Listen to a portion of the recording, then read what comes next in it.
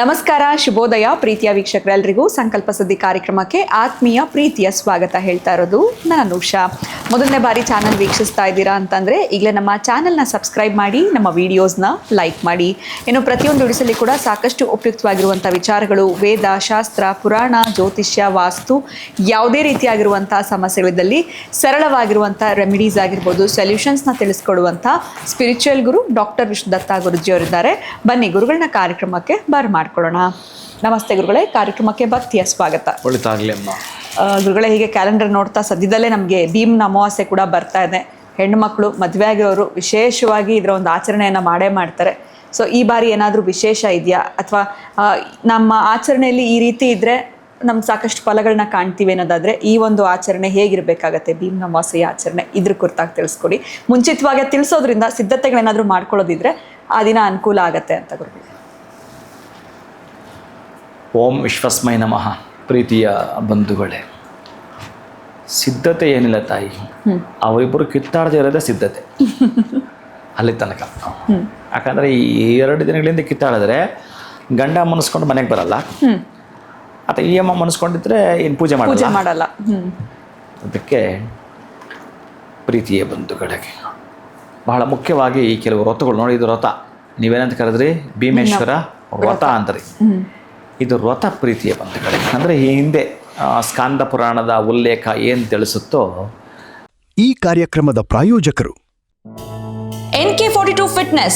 Get your growth, speak loudly. Your fitness journey starts here. NK42 Fitness, 2nd floor, Zudio Shop Building, Balagere Road, Vartur. Contact 97319 4115. Transform your body, transform your life. ನಮ್ಮ ಆರೋಗ್ಯವೇ ನಮ್ಮ ಸಂಪತ್ತು, ಅದನ್ನು ಕಾಪಾಡುವುದು ನಮ್ಮ ಹೊಣೆಗಾರಿಕೆ. ಭಗವಾನ್ noni 55ಕ್ಕೂ ಹೆಚ್ಚು ಆರೋಗ್ಯದ ಸಮಸ್ಯೆಗಳಿಗೆ ರಾಮಬಾಣ. ಇದು ಕೇವಲ ಔಷಧಿ ಮಾತ್ರವಲ್ಲ, ಅಮೃತ ಸಂಜೀವಿನಿ. ನಮ್ಮ ಸಂಸ್ಥೆಯ ಉತ್ತಮ ಗುಣಮಟ್ಟದ ಹೇರ್ ಆಯಿಲ್, ಪೇನ್ ಆಯಿಲ್ ಮತ್ತು ನೋನಿ ಸೋಪ್ ಲಭ್ಯವಿದೆ. ನೀವು ಕೂಡ Bhagwan noni hair oil, pain oil ಮತ್ತು ಸೋಪುಗಳನ್ನು ಕೊಂಡುಕೊಳ್ಳಲು ಈಗಲೇ ಸಂಪರ್ಕಿಸಿ 9590799995 8217847031. ಒಬ್ಬ ರಾಜ ಇದ್ದ, ವಜ್ರಬಾಹು ಅಂತ ರಾಜ ಇದ್ದ. ಅವನಿಗೊಬ್ಬ ರೂಪವಂತ, ಗುಣವಂತ, ಹಣವಂತ ಮಗ, ಒಳ್ಳೆ ಸುಂದರ ಗುಣಾಢ್ಯನಾಗಿರೋ ಮಗನೂ ಇದ್ದ. ಗೊತ್ತಿಲ್ವಲ್ಲ, ಕಾಲಗರ್ಭನ ಸುಳಿಯಲ್ಲಿ ಎಲ್ಲರೂ ಕೂಡ ಒಂದು ರೀತಿ ಇರತಕ್ಕಂಥದ್ದು. ಅವನು ಯುವಕನಾಗಿರುವಾಗಲೇ ಅವನಿಗೆ ಸಾವು ಬಂದ್ಬಿಡುತ್ತೆ. ಆ ಯುವಕನಾಗಿರ್ತಕ್ಕಂಥ ಸಂದರ್ಭದಲ್ಲಿ ಸಾವು ಬಂದಾಗ ಏನು ಪಿತೃದೇವತೆಗಳಿಗೆ ಇದಿಲ್ಲ ಅದಿಲ್ಲ, ಕೊನೆ ಪಕ್ಷ ಸೊಸೆಯಿಂದಾದರೂ ಕೂಡ ಒಂದಷ್ಟು ಪರ್ಸೆಂಟೇಜ್ ನಮಗೆ ಸಿಗಬಹುದೇನು ಮುಕ್ತಿ ಅಂತ ಹೇಳಿ ಮೊದಲೇ ರಾಜ ಯುವಕನಾಗಿರುವ ಮಗ ಸತ್ತಿದ್ದಾನೆ. ಆ ವಜ್ರಬಾಹುನ ರಾಜನ ಮಗ ಸತ್ತಿದ್ದಾನೆ. ಅವನು ಒಂದು ಡಂಗುರವನ್ನು ಸಾರಿಸ್ತಾನೆ. ಯಾರಾದರೂ ನನ್ನ ಮಗನನ್ನು, ಅಂದರೆ ಈ ಒಂದು ಶವಕ್ಕೆ ಒಂದು ಜೊತೆಗೆ ಮದುವೆ ಆದರೆ ಅವರಿಗೆ ಬೇಕಾದಷ್ಟು ನಾನು ಸಂಪತ್ತನ್ನು ನೀಡುತ್ತೇನೆ, ಹಣ ನೀಡುತ್ತೇನೆ, ಡಂಗುರ ಬಾರಿಸ್ತಾನೆ. ಅದೇ ದೇಶದಲ್ಲಿ, ಅದೇ ಸೌರಾಷ್ಟ್ರ ದೇಶದಲ್ಲಿ ಒಬ್ಬ ಬ್ರಾಹ್ಮಣನಿರುತ್ತಾನೆ. ಬಹುಶಃ ಅವನು ಯಾವ ಕರ್ಮದಿಂದಲೋ ದಟ್ಟ ದಾರಿದ್ರ್ಯವಂತನಾದ್ದರಿಂದ ಅವನಿಗೊಂದಷ್ಟು ಜನ ಹೆಣ್ಣು ಮಕ್ಕಳಿರ್ತಾರೆ. ಒಬ್ಬಾಕೆಯನ್ನು ಕೊಟ್ಟು ಮದುವೆ ಮಾಡಿಸ್ತಾನೆ. ಒಂದಷ್ಟು ಅವ್ರಿಗೂ ಕೂಡ ಸಂಪತ್ತು ಬರುತ್ತೆ, ಖುಷಿ ಪಡ್ತಾರೆ. ಬಟ್ ಇಲ್ಲಿ ಶವದ ಜೊತೆಗೆ ಮದುವೆ. ಇದೆಲ್ಲ ಸ್ಕಾಂದ ಪುರಾಣದಲ್ಲಿ ನೀವು ಜ್ಯೋತಿರ್ ಭೀಮೇಶ್ವರ ಅಂತ ಹೇಳಿದರೆ ನಿಮಗೆ ಸಿಗುವಂಥ ಕಥೆ ಇದೆ. ಬಹುಶಃ ಅಲ್ಲಿ ಇನ್ನು ಈ ಮಗನಿಗೆ ಸಂಬಂಧಪಟ್ಟಾಗಿರತಕ್ಕಂತಹ ಚಿತೆಗೆ ಸಂಬಂಧಪಟ್ಟ ಎಲ್ಲವೂ ಕೂಡ ಏರ್ಪಾಟು ಮಾಡಿ ಸೊಸೆಯಿಂದ ಬೆಂಕಿಯನ್ನು ಇಡಿಸಿ ಅದೊಂದು ಮುಗಿತು. ಎಲ್ಲರೂ ವಾಪಸ್ ಬರ್ತಾರೆ. ಆಕೆ ಮಾತ್ರ ಸೊಸೆ ಅಲ್ಲೇ ಉಳಿದುಕೊಳ್ತಾಳೆ, ನೋವು ಪಡ್ತಾಳೆ, ವ್ಯಥೆ ಪಡ್ತಾಳೆ. ರಾತ್ರಿ ಆಗಿಬಿಡುತ್ತೆ. ಅಲ್ಲಿ ಈಕೆಯ ಗೋಳಾಟಕ್ಕೆ, ಈಕೆಯ ಚೀರಾಟಕ್ಕೆ, ಜೊತೆಗೆ ಈಕೆಯ ಪ್ರಾರ್ಥನೆಗೆ ಶಿವ ಮೊದಲೇ ಗೊತ್ತಲ್ಲ ಹೋಗ್ಬಿಡ್ತಾನೆ, ಬರ್ತಾನೆ. ಅಮ್ಮ, ಬಹುಶಃ ನಿನ್ನ ಗೋಳಾಟದ ಮಧ್ಯೆ ಪ್ರಾರ್ಥನೆ ನನಗೆ ಮನ ಮುಟ್ಟಿದೆ, ಹೇಳು ತಾಯಿ, ಈ ರೀತಿ ನನ್ನ ಗಂಡನನ್ನು ಬದುಕಿಸ್ಕೊಡು ಅಂದಾಗ, ಮತ್ತೆ ಬದುಕಿಸಿ ಕೊಡೋದು ನಿಜ, ಆದರೆ ನಿನ್ನಲ್ಲಿ ಕೆಲವು ಬದಲಾವಣೆ ಬೇಕು. ಅದು ಏನು ಅಂತಂದರೆ, ಈ ರೀತಿ ಆಷಾಢ ಮಾಸದಲ್ಲಿ ಕೃಷ್ಣ ಪಕ್ಷದ ಅಮಾವಾಸ್ಯೆಯಂದು ನೀನು ಈ ರೀತಿ ಪೂಜೆ ಮಾಡಬೇಕು ಅಂತ ಕೆಲವೆಲ್ಲ ಇನ್ಸ್ಟ್ರಕ್ಷನ್ಸನ್ನು ಕೊಡ್ತಾನೆ. ಅದು ಮಾಡುತ್ತೇನೆ ಅಂತ ಸಂಕಲ್ಪ ಎಲ್ಲ ಆಗತ್ತೆ. ಆದರೆ ಆಕೆ ಅಲ್ಲೇನೇ ಮಾಡೋವಂಥದ್ದು ಕೂಡ ಮಾಡುತ್ತಾಳೆ. ಆ ಮಣ್ಣಿಂದಲೇ ದೀಪವನ್ನು ತಯಾರು ಮಾಡೋದ್ರಿಂದ ಹೇಳೋದು. ಅಲ್ಲಿರ್ತಕ್ಕಂಥ ಎಲೆಗಳನ್ನು ವಿಲೇಜಲ್ಲೇ ಮಾಡ್ಕೊಂಡು ಇವೆಲ್ಲ ಏನೇನೋ ಮಾಡುತ್ತಾಳೆ. ಬಹುಶಃ ಇಲ್ಲಿಗೆ ಸ್ಟಾಪ್ ಮಾಡಿ ಮುಂದಕ್ಕೆ ಹೋಗ್ತೀನಿ. ಕಾರಣ ಏನು ಅಂತಂದರೆ, ವ್ರತವನ್ನು ಹೇಗೆ ಮಾಡಬೇಕು ಅಂದರೆ, ಅಕ್ಕಿಯ ರಾಶಿಯನ್ನು ಹರಡುವಂಥದ್ದು ಅಂತ. ಅಂದರೆ ಈಗ ಹೊಸದಾಗಿ ಮನೆಗೆ ಬಂದಿರುತ್ತಲ್ಲ, ಹಿಂದೆ ಬೆಳೆದಿರೋದು, ಅದನ್ನು ಹೊಸದಾಗಿರ್ತಕ್ಕಂಥ ಅಕ್ಕಿಯ ರಾಶಿಯನ್ನು ಹರಡಿ ಅದರ ಮೇಲೆ ದೀಪವನ್ನು ಇಟ್ಟು ಆ ದೀಪದ ಒಳಗಡೆ ಈ ಜ್ಯೋತಿರ್ಭೀಮೇಶ್ವರಮಾವಾಹಯಾಮಿ. ಓಂ ಭೂಹು ಭುವಃ ಸುವಃ ಭೂರ್ಭುವಃ ಸ್ವಃ ಜ್ಯೋತಿರ್ಭೀಮೇಶ್ವರಮಾವಾಹಯಾಮಿ. ನೋಡಿ, ಈಶ್ವರ ಬಂತಿಲ್ಲಿ, ಭೀಮ ಬಂತಿಲ್ಲಿ, ಈಶ್ವರ ಬಂತಿಲ್ಲಿ. ಇದೇನು ಅಂತಂದರೆ, ಭೀಮ ಪ್ಲಸ್ ಈಶ್ವರ ಬಂದಾಗ ಇವರಿಬ್ಬರೇ ಬಂದಿರಲ್ಲ, ಈ ದೀಪದ ಒಳಗಡೆ ಇನ್ನೊಬ್ಬರು ಬರ್ತಾರೆ. ಆ ಕಾಂತಿಯನ್ನು ಹೊಂದಿರತಕ್ಕಂತಹ ಚಂದ್ರಕಾಂತ, ಅಂದರೆ ಚಂದ್ರದೇವ, ಅಂದರೆ ಈಶ್ವರನ ಮಿತ್ರನಾಗಿರುವ, ಯಾವಾಗಲೂ ಶಿರಸಲ್ಲಿ ಕಂಗೊಳಿಸ್ತಕ್ಕಂಥ ಚಂದ್ರ ಅಲ್ಲಿಗೆ ಬರ್ತಾನೆ ಅಂತ. ಆವಾಗ ಆ ಮನೆಗೆ ಅಪಮೃತ್ಯು ಕಂಟಕಗಳು ಬರೋದಿಲ್ಲ ಅಂತ.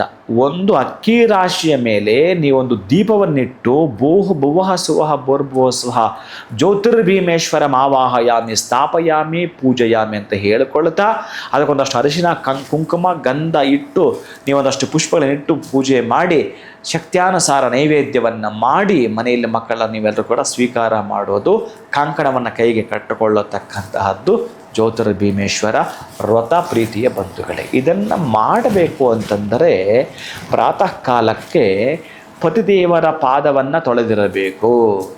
ಪತಿದೇವರ ಪಾದ ತೊಳೆಯಬೇಕು ಅಂತ ನಾನು ಬಹುಶಃ ಯಾರೋ 15 ದಿನಗಳ ಹಿಂದೆ ನೋಡಿ, ನೀವು ಕೇಳ್ತಾ ಇದ್ದೀರಿ, ಅವ್ರು ಯಾರೋ ಕೇಳಿದ್ರು, ಗುರುಗಳೇ ಪಾದ ಪೂಜೆ ಎಲ್ಲ ಮಾಡ್ತಾರೆ, ನಮ್ಮ ಮನೆಯಲ್ಲಿ ಮಾಡೋದೇ ಇಲ್ಲ ಯಾವತ್ತು, ಯಾಕೆ ಮಾಡಲ್ಲ ಅಂತ ಕೇಳಿದೆ. ಗುರುಗಳ ನನ್ನನ್ನು 4 ಹಾಕಿದ್ರೆ ನಮ್ಮ ಮನೆಯವರು ತಪ್ಪ ಇದ್ದಾರೆ, ಆಕೆ ಕೂತ್ಕೊಳ್ಳೋಕ್ಕೆ ಆಗಲ್ಲ, ಇನ್ನೆಲ್ಲಿ ನಾವು ಜ್ಯೋತಿರ್ಭೀಮೇಶ್ವರ ವ್ರತ ಮಾಡೋದು, ಏನೋ ಸುಮ್ಮನೆ ಹಾಗಾಗಿ ನಾನು ಕಾಲು ತೊಳ್ಕೊಂಡು ಬಂದರೆ ಮುಟ್ಟು ನಮಸ್ಕಾರ ಮಾಡ್ಕೊಳ್ತಾಳೆ, ಅಷ್ಟು ದಪ್ಪ ಇದ್ದಾಳೆ ಗುರುಗಳೇ.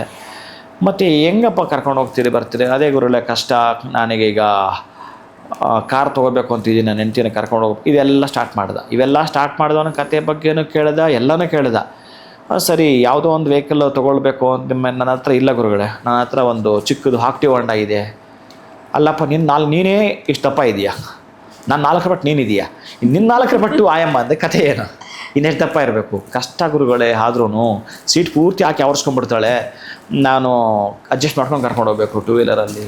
ಒಂದು ಕೆಲಸ ಮಾಡೋ ಅಂದೆ, ಯಾರ ಹೆಂಡತಿ ದಪ್ಪಗಿರ್ತಾರೋ ಅವರು ಬುಲೆಟ್ ತಗೊಳ್ಳಿ, ಯಾರ ಹೆಂಡತಿ ಸಣ್ಣಗಿರ್ತಾರೋ ಅವರು ಸ್ಪೆಂಡರ್ ಹೀರೋ ಹೊಂಡ ತಗೊಳ್ಳಿ, ಯಾರ ಹೆಂಡತಿ ಕುಳ್ಳಗಿರ್ತಾರೋ ಅವರು ಆಕ್ಟಿವ್ ಹೊಂಡ ತಗೊಳ್ಳಿ, ಯಾರಿಗೆ ಹೆಂಡತಿನೇ ಇಲ್ವೋ ಅವರ ನೆಮ್ಮದಿಯ ನಿಟ್ಟುಸಿರು ತಗೊಳ್ಳಿ ಅಂದೆ ಅವನಿಗೆ.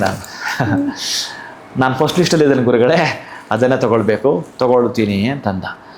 ಅವೆಲ್ಲ ತಗೊಳ್ಳೋ ನಿಜ ಗುರುಗಳೇ.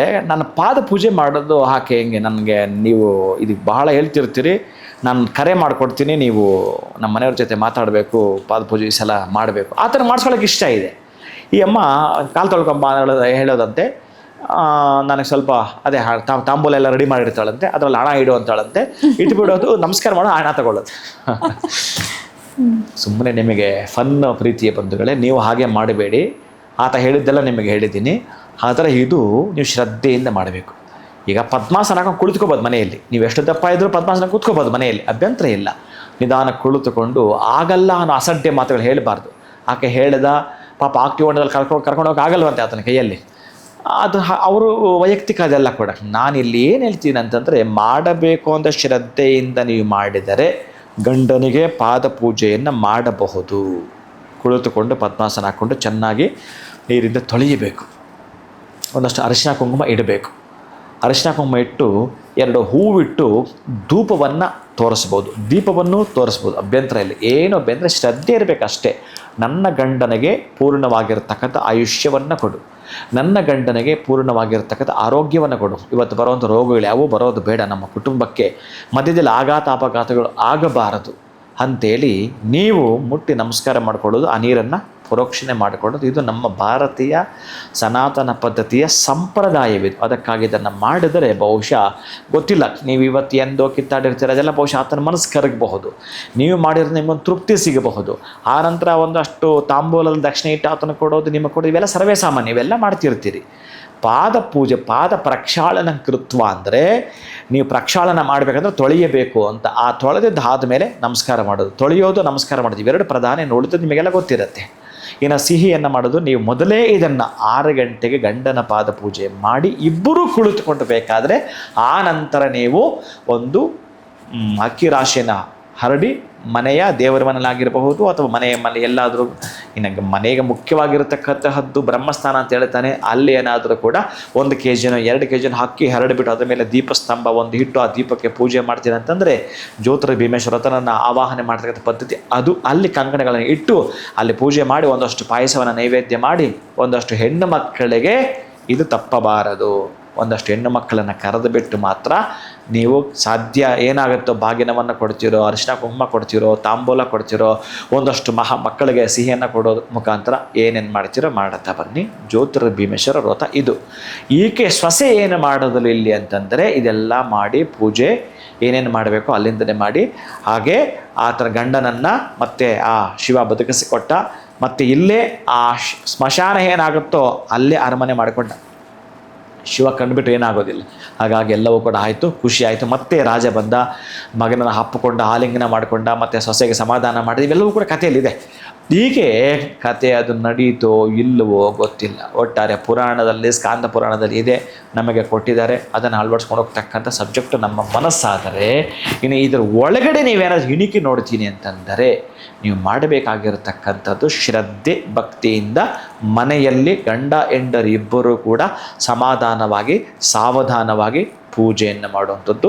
ಒಂದಷ್ಟು ಜನಕ್ಕೆ ನಿಮ್ಮ ಶಕ್ತಿಯಾನುಸಾರ ಭೋಜನಾದಿಗಳನ್ನು ಉಣಬಡಿಸುವಂಥದ್ದು. ವ್ರತಗಳು ಅಂತ ಬಂದಾಗ ಚೆನ್ನಾಗಿ ನೆನಪಿಟ್ಕೊಳ್ಳಿ ಪ್ರೀತಿ ಬಂಧುಗಳೇ, ಯಾರಿಗಾದರೂ ಭೋಜನವನ್ನು ಹಾಕುವಂಥದ್ದು, ಊಟವನ್ನು ನೀಡುವಂಥದ್ದು. ಊಟವನ್ನು ಕೊಡ್ತೀರಿ ಅಂತಂದರೆ ವ್ರತಗಳಲ್ಲಿ ನೀವು ಬಹುಶಃ 1-2 ತಪ್ಪು ಮಾಡಿದ್ರೆ ಎಕ್ಸ್ಕ್ಯೂಸ್ ಇದೆ. ಅನ್ನದಾನ ಮಾಡುವಂಥದ್ದು, ನಿಮ್ಮ ಕುಟುಂಬದವ್ರು ಬಿಟ್ಟು ಪಕ್ಕದವರ ಒಬ್ಬರೋ ಇಬ್ಬರಿಗೋ ಅನ್ನದಾನವನ್ನು ಮಾಡಿ. ಇದು ಸರ್ವಶ್ರೇಷ್ಠವಾದದ್ದು. ವ್ರತಗಳಲ್ಲಿ ಅನ್ನದಾನ ಮತ್ತು ಶ್ರೇಷ್ಠ ಅಂತ ಹೇಳುತ್ತಾನೆ. ಅದಕ್ಕಾಗಿ ಜ್ಯೋತಿರ್ ಭೀಮೇಶ್ವರ ವ್ರತದಲ್ಲಿ ನೀವು ಕಂಕಣ ಕಟ್ಟಿಕೊಳ್ಳೋದು ಮರೆತರು, ನೀವು ಅಕ್ಕಿ ಮೇಲೆ ದೀಪ ಇಡೋದು ಮರೆತರು, ನೀವು ದೇವರ ಮನೆಯಲ್ಲೇ ಕನಿಷ್ಠ ಪಕ್ಷ ಪೂಜೆ ಮಾಡಿ ಮುಗಿಸಿದ್ರು, ಗಂಡನ ಪಾದ ಪೂಜೆ ಮಾಡುವಂಥದ್ದು, ಒಂದಷ್ಟು ಅನ್ನದಾನವನ್ನು ಮಾಡುವಂಥದ್ದನ್ನು ಮಾತ್ರ ಮಾಡಿಕೊಳ್ಳಿ. ಅಲ್ಲಿಗೆ ಜ್ಯೋತಿರ್ ಭೀಮೇಶ್ವರ ವ್ರತ ಅಲ್ಲಿಗೆ ಏನು ಕೊಟ್ಟ ಅಂತಂದರೆ ಭೀಮನ ಬಲವನ್ನು ಕೊಟ್ಟ. ನಮಗೆ ಆರೋಗ್ಯದಲ್ಲಿ ಏರುಪೇರು ಆಗಲಿಕ್ಕೆ ಸಾಧ್ಯವಿಲ್ಲ. ಇನ್ನು ಈಶ್ವರನ ಅನುಗ್ರಹವು ಕೂಡ ಆಯಿತು. ಇನ್ನು ಚಂದ್ರಕಾಂತಿ ಮನೆಗೆ ಬಂತು. ಅಂದರೆ ಮಕ್ಕಳಲ್ಲಿ ಈ ತೀರಾ ಸಣ್ಣ ವಿಷಯಕ್ಕೆಲ್ಲ ಜಗಳಗಳಾಗ್ತಿರ್ತಾರಲ್ಲ, ಆಮೇಲೆ ಮಕ್ಕಳು ತುಂಬ ಸೆನ್ಸಿಟಿವ್ ಇರ್ತಕ್ಕಂಥದ್ದು ಇರುತ್ತಲ್ಲ, ಆಮೇಲೆ ಚಂಚಲ ಮನಸ್ಸು ಇರುತ್ತಲ್ಲ, ಅದಿರೋದಿಲ್ಲ. ಚಂಚಲ ಮನಸ್ಸು ನಿಲ್ಲಬೇಕು ಅಂತಂದರೆ ನೀವು ಎತ್ತಿಕೊಂಡ ಕೆಲಸಗಳು ಹೂವಿನಂತ ಸುಗಮವಾಗಿ ಆಗಬೇಕು ಅಂತಂದರೆ ವ್ರತಗಳು ಬಹಳ ಮುಖ್ಯ ಹೇಳುತ್ತಾನೆ. ಅದರಲ್ಲಿ ಇದು ಒಂದು ಜ್ಯೋತಿರ್ ಭೀಮೇಶ್ವರ ವ್ರತ. ಏನು ಆಗಲಿಲ್ಲ ಗುರುಗಳೇ ಮನೆಯಲ್ಲಿ ಮಾಡೋಕ್ಕಾಗಲ್ಲ ಅಂತಂದರೆ ಈಶ್ವರನ ದೇವಸ್ಥಾನಕ್ಕೆ ಹೋಗಿ ಒಂದಷ್ಟು ಹಣ್ಣು ಕಾಯಿ ಕೊಟ್ಟು ಪೂಜೆ ಮಾಡ್ಕೊಂಡು ಬಂದರೂ ಕೂಡ ಆನಂದವಾಗಿರುತ್ತೆ. ಈ ಒಂದು ವ್ರತವನ್ನು ಮಾಡಿದಷ್ಟೇ ಫಲವನ್ನು ಪುಣ್ಯವನ್ನು ನಿಮ್ಮ ಖಾತೆಗೆ ಜಮೆ ಮಾಡಲಾಗುತ್ತದೆ ಪ್ರೀತಿಯ ಬಂಧುಗಳೇ. ಸೊ ಬರೀ ಇದು ಮದುವೆ ಆಗಿರುವಂತ ಹೆಣ್ಮಕ್ಳಿಗಾಯ್ತು. ಇದು ಬೇರೆ ಪ್ರಶ್ನೆ ಇದೆಯಲ್ಲ ತಾಯಿ, ಮದುವೆ ಆಗಿಲ್ದೇ ಇರೋರು ಏನ್ ಮಾಡ್ಬೇಕು? ಇದು ಕತೆ. ಅವರು ಏನಾದ್ರೂ ನಮಗೂ ಭೀಮನ ಬಲ ಇರುವಂತ ಗಂಡ ಸಿಗ್ಬೇಕು ಅಂತ ಮುಂಚೆನೆ ಅಪ್ಲಿಕೇಶನ್ ಹಾಕ್ಬೋದಾ ಹೇಗೆ ಅಂತ?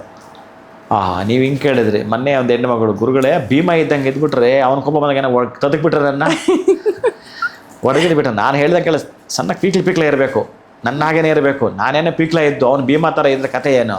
ಅಂಥವ್ರು ಬೇಡ ಅನ್ನೋರು ಇದ್ದಾರೆ. ಭೀಮ ಅನ್ನೋದ್ರ ಬಲದಲ್ಲ ಇರೋದು.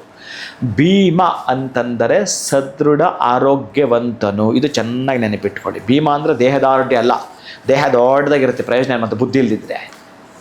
ಹಾಗಾಗಿ ಬುದ್ಧಿ ಇರಬೇಕು, ಬಲವೂ ಇರಬೇಕು, ಯಶೋ ಕೀರ್ತಿ, ಧನವಂತನು ಗುಣವಂತನು ಶ್ರೀಮಂತನಾಗಿರತಕ್ಕಂತಹದ್ದೇ ಭೀಮನಿಗೆ ಸಾಮೀಪ್ಯ ಕೊಡ್ತಕ್ಕಂತಹದ್ದು. ಅದು ಬಿಟ್ಟರೆ ಬಲ ಅಲ್ಲ, ದೇಹದಾರ್ಢ್ಯ ಅಲ್ಲವೇ ಅಲ್ಲ.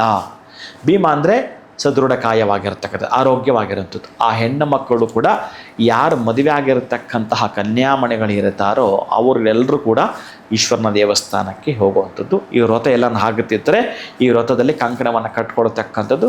ಮುಂದೆ ನನಗೆ ಈ ವ್ರತ ಮಾಡಿದ್ದರ ಉದ್ದೇಶ, ಇವತ್ತು ಎಕ್ಸಾಮ್ ಬರೆದಿದಂತೆ ಮುಂದೆ ನನಗೆ ಜಾಬ್ಗೋಸ್ಕರ ಬರೆದಿದ್ದಲ್ವ ಇದು. ಅದಕ್ಕಾಗಿ ಈ ವ್ರತವನ್ನು ಇವತ್ತು ಮಾಡಿದ್ರೆ ಮುಂದೆ ನನಗೆ ಯಾವಾಗ ಮದುವೆ ಆಗುತ್ತೋ ಆವಾಗ ಅಂತಹ ವರನೇ ಸಿಗಬೇಕು. ಅಪ್ಪ ಅಮ್ಮ ಹುಡುಕಾಟ ಮಾಡ್ತಿರ್ತಾರೆ, ಬಂಧು ಬಳಗ ಹುಡುಕಾಟ ಮಾಡ್ತಿರ್ತಾರೆ, ಯಾರೋ ಬ್ರೋಕರೇಜು ಹುಡುಕಾಟ ಮಾಡ್ತಿರ್ತಾರೆ, ಯಾರೋ ಮ್ಯಾಟ್ರಿಮೋನಿಯಲ್ಲಿ ಇರ್ತಾರೆ. ಈ ವ್ರತದ ಮಹಿಮೆ ಒಟ್ಟಾರೆ ಒಳ್ಳೆ ಗಂಡನನ್ನೇ ಹುಡುಕಿ ತರುತ್ತೆ. ಇದು ಇದರ ಚಮತ್ಕಾರ, ಇದರ ಮಹಿಮೆ ಆಗಿರುತ್ತೆ ಪ್ರೀತಿಯ ಬಂಧುಗಳು. ಅಲ್ಲೂ ಕೂಡ ಒಂದಷ್ಟು ತಾಂಬೂಲ ಕೊಡೋದು, ಹಿರಿಯರಿಗೆ ನಮಸ್ಕಾರ ಮಾಡಿಕೊಡೋದು. ನಮಸ್ಕಾರವೇ ಪ್ರಧಾನ. ಯಾರಿಗೆ ಮದುವೆ ಆಗಿಲ್ಲವೋ ಅವರಿಗೆಲ್ಲರೂ ಕೂಡ ಬಹಳ ಪ್ರಧಾನವಾಗಿ ನೀವು ನಮಸ್ಕಾರ ಮಾಡಿಕೊಟ್ರೆ ಅವತ್ತೇನು ಆಶೀರ್ವಾದ ಮಾಡ್ತಾರೋ ಅದು ನಿಮ್ಮ ಲಾಂಗ್ ಟೈಮ್ ನಿಮ್ಮ ಜೊತೆಗೆ ಇರುವಂಥದ್ದೇ ಆಗಿರುತ್ತೆ. ಜ್ಯೋತಿರ್ ಭೀಮೇಶ್ವರನಿಗೆ ಸಂಬಂಧಪಟ್ಟ ಭೀಮನ, ಈಶ್ವರನ, ಚಂದ್ರನ ಅನುಗ್ರಹ ನಿಮಗೆಲ್ರಿಗೂ ಆಗಲಿ. ಖಂಡಿತ ಗುರುಗಳೇ, ಜ್ಯೋತಿರ್ಭೀಮೇಶ್ವರ ರಥದ ಆಚರಣೆ ಹೇಗೆ ನಾವು ಮಾಡಬೇಕು ಅಂತ ತಿಳಿಸ್ಕೊಟ್ರಿ.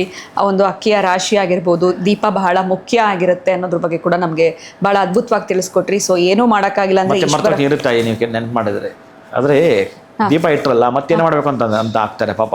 ಬರ್ತಿರ್ತೀವ ನಾವು, ದೀಪ ಇಟ್ರಲ್ಲ, ಆ ದೀಪ ಇಟ್ಟ ಮೇಲೆ ಅವತ್ತೇ ಸಾಧ್ಯ ಆದರೆ ಅಲ್ಲಿ ಆ ಹಾಲಲ್ಲಿ ಆ ಹೆಣ್ಣು ಮಗು ಮಲಗಬೇಕು ಅಂತಲೇ ಇರುತ್ತೆ. ಆ ಹೆಣ್ಣು ಮಗು ಯಾರು ವ್ರತವನ್ನು ಮಾಡಿರ್ತಾರೋ ಅವರು ಮಲಗುವಂಥದ್ದು ಮತ್ತು 2ನೇ ದಿನ ಆ ದೀಪ ಇರುವಂಥದ್ದು. ಆ 2ನೇ ದಿನ ದೀಪ ಏನಿದೆಯೋ ಆ ದೀಪ ಮೇಜರ್ ಆಗಿ ಬಹಳ ಮುಖ್ಯವಾಗಿ 3 ದಿನಗಳು ಇಟ್ಟುಕೊಂಡು ಅದನ್ನು ವಿಸರ್ಜನೆ ಮಾಡಬೇಕು. ಅಂದರೆ ದೀಪ ಹಾಲಲ್ಲಿ ಇಟ್ಟಿದ್ದರೆ ಮತ್ತು ಯಥಾಸ್ಥಾನ ಪ್ರತಿಷ್ಠಾಪಯಾಮಿ ಕ್ಷೋಭನಾರ್ಥ್ಯ ಕ್ಷೇಮಾಯ ಪುನರ್ ಆಗಮನಾಯ ಅಂತ ಹೇಳಿ ಹಾಕುವಂಥ ಪದ್ಧತಿ ಇರುತ್ತೆ. ಹೀಗೆ ತೆಗಿಬೇಕು, ವಿಸರ್ಜನೆ ಮಾಡಬೇಕು. ನೀವು ದೇವರ ಮನೆಯಲ್ಲೇ ಮಾಡಿದ್ರೆ ವಿಸರ್ಜನೆ ಏನು ಇರೋದಿಲ್ಲ, ಯಾವತ್ತೂ ಕೂಡ ಇರೋವಂಥದ್ದು. ಆ ಅಕ್ಕಿ ಮಾತ್ರ ರಾಶಿ ಮೇಲೆ ಇಟ್ಟಿದ್ರೆ ದೇವರ ಮನೆ ಇಟ್ಟಿದ್ರು ಕೂಡ ತೆಗಿಬೇಕಾಗತ್ತೆ. ಆ ಅಕ್ಕಿನ ಏನು ಮಾಡಬೇಕು ಅಂತ ಅಲ್ಲೂ ಪ್ರಶ್ನೆ ಬರುತ್ತೆ ನಿಮಗೆ ಅಂತಂದರೆ, ಪ್ರಶ್ನೆ ಬರೋದು ಒಳ್ಳೆಯದೇ, ಉತ್ತಮವೇ. ನಾವು ಅದನ್ನು ಉತ್ತರಿಸ್ಬೋದು, ಅಭ್ಯಂತರ ಇಲ್ಲ. ಹಾಗೆ ಆ ಸಿಹಿ ಮಾಡೋದು, ಹಸುವಿಗೆ ಕೊಡೋದು, ಇನ್ಯಾರಿಗಾದರೂ ದಾನ ಮಾಡೋದು, ಈ 3 ಬಳಸ್ತೀನಿ ಅಂತಂದರೆ ಬಹಳ ಅದ್ಭುತ, ಬಹಳ ಅದ್ಭುತ. ಚೆನ್ನಾಗಿ ನೆನಪಿಟ್ಕೊಳ್ಳಿ. ಆ ಅಕ್ಕಿನ ನೀವು ಮನೆಗೆ ಸಿಹಿ ಮಾಡೋದು, 2ನೇ ಒಂದಷ್ಟು ನೆನೆಸ್ಬಿಟ್ಟು ಗೋವು ಕೊಡಿ, 3ನೇದು ಒಂದು ಇಡೀ ಆದರೂ ಕೂಡ ದಾನ ಕೊಡಿ, ಯಾರಿಗಾದ್ರೂ ಕೊಡಿ. ಅಥವಾ ಎಂದಾದರೂ ಒಂದು ಕ್ಷೇತ್ರಕ್ಕೆ ಹೋಗ್ತೀನಿ ಅಂತಂದರೆ ಹೊರನಾಡು ಅನ್ನಪೂರ್ಣೇಶ್ವರಿ ಕ್ಷೇತ್ರವೇ ಅನ್ನಪೂರ್ಣ ಅಂತಿದೆ, ಅಲ್ಲಿ ಒಂದಷ್ಟು ಇಡಿಯನ್ನು ಕರೆಕ್ಟಾಗಿ ಬಹುಶಃ ಅಲ್ಲಿ ಸೇರಿಸ್ಬಿಡಿ. ಅಪ್ಪ ಎಷ್ಟು ಜನ ಊಟ ಮಾಡ್ತಾರೋ, ಅಥವಾ ಎಲ್ಲಾದರೂ ಅನ್ನದಾನ ಆಗುತ್ತಂತಂದರೆ ಎಷ್ಟು ಜನ ಊಟ ಮಾಡ್ತಾರೋ, ಎಲ್ಲರೂ ಕೂಡ ತೃಪ್ತಿಯ ಸಂತೃಪ್ತಿ ನಿಮಗೆ ಸಿಗುತ್ತೆ. ಸೊ ಇನ್ನೇನು ಡೌಟ್ಸೇ ಇಲ್ಲ ಗುರುಗಳು, ಎಲ್ಲ ಕ್ವಶನ್ಸ್ಗೂ ಉತ್ತರ ಕೊಟ್ಬಿಟ್ಟಿದ್ರೆ. ಯಾಕಂದರೆ ನಮಗೆ ಸಾಮಾನ್ಯವಾಗಿ ಬರುವಂಥ ಪ್ರಶ್ನೆಗಳು ಅದಾಗಿರುತ್ತೆ ಅಂತಲೇ ಹೇಳ್ಬೋದು. ಒಟ್ಟಾರೆ ಈ ಒಂದು ಜ್ಯೋತಿರ್ಭೀಮೇಶ್ವರ ರಥದ ಆಚರಣೆ ಹೇಗಿರಬೇಕು ಅಂತ ಮುಂಚಿತವಾಗಿ ನಮಗೆ ತಿಳಿಸ್ಕೊಟ್ಟಿದ್ದೀರಾ. ಧನ್ಯವಾದಗಳು, ನಮಸ್ಕಾರ. ಹರೇ ಶ್ರೀನಿವಾಸ. ಸೊ ಮದುವೆ ಆಗಿರುವಂಥ ಹೆಣ್ಮಕ್ಳು ಕಾರ್ಯಕ್ರಮ ನೋಡ್ತಿರ್ತೀರಾ, ಆಗದೇ ಇರೋರು ಕೂಡ ನೋಡ್ತಾ ಇರ್ತೀರಾ. ಇಬ್ರಿಗೂ ಕೂಡ ಗುರುಗಳು ಏನು ಮಾಡಬೇಕು ಈ ಒಂದು ಜ್ಯೋತಿರ್ಭೀಮೇಶ್ವರ ರಥದ ದಿನ ಅನ್ನೋದ್ರ ಬಗ್ಗೆ ತಿಳಿಸ್ಕೊಟ್ಟಿದ್ದಾರೆ. ವಿಡಿಯೋನ ಮುಗಿಸುವಂಥ ಸಮಯ ಆಗಿದೆ. ನಮಸ್ಕಾರ. ಈ ಕಾರ್ಯಕ್ರಮದ ಪ್ರಾಯೋಜಕರು NK42 Fitness. Get your growth, speak loudly. Your fitness journey starts here. NK42 Fitness, 2nd floor, Zudio Shop Building, Balagere Road, Vartur. Contact 97319 4115. Transform your body, transform your life. ನಮ್ಮ ಆರೋಗ್ಯವೇ ನಮ್ಮ ಸಂಪತ್ತು, ಅದನ್ನು ಕಾಪಾಡುವುದು ನಮ್ಮ ಹೊಣೆಗಾರಿಕೆ. ಭಗವಾನ್ ನೋನಿ 55ಕ್ಕೂ ಹೆಚ್ಚು ಆರೋಗ್ಯದ ಸಮಸ್ಯೆಗಳಿಗೆ ರಾಮಬಾಣ. ಇದು ಕೇವಲ ಔಷಧಿ ಮಾತ್ರವಲ್ಲ, ಅಮೃತ ಸಂಜೀವಿನಿ. ನಮ್ಮ ಸಂಸ್ಥೆಯ ಉತ್ತಮ ಗುಣಮಟ್ಟದ ಹೇರ್ ಆಯಿಲ್, ಪೇನ್ ಆಯಿಲ್ ಮತ್ತು ನೋನಿ ಸೋಪ್ ಲಭ್ಯವಿದೆ. ನೀವು ಕೂಡ Bhagwan noni hair oil, pain oil ಮತ್ತು ಸೋಪುಗಳನ್ನು ಕೊಂಡುಕೊಳ್ಳಲು ಈಗಲೇ ಸಂಪರ್ಕಿಸಿ 9590799995 8217847031.